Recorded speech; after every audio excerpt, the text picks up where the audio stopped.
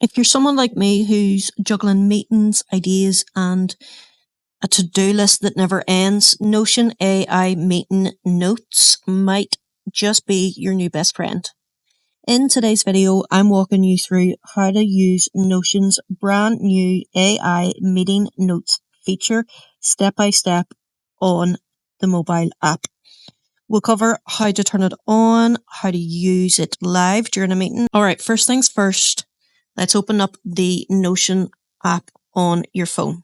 Now, the easiest way I have found to start a brand new AI Meeting Notes feature is by creating a new note, and you can go ahead and fill out all the normal stuff, new page, give it a title, and then on the main body of the text, you will see here a little microphone. So when you press the microphone, it will automatically give this pop-up and it'll say along the top, always get consent from all participants before starting.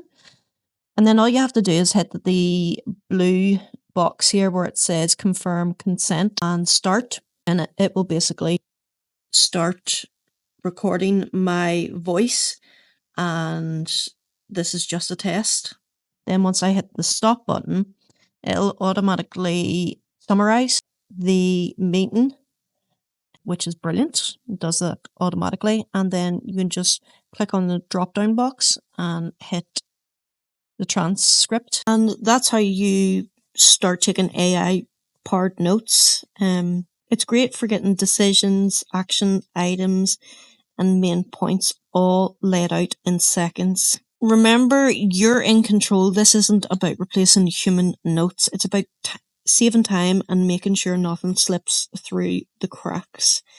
And there you have it, a super easy, honest look at how to use Notion's new AI Meeting Notes feature. I'll be honest, it's not perfect, but it's really helpful, especially if you're someone like me who likes to stay organized without overthinking it.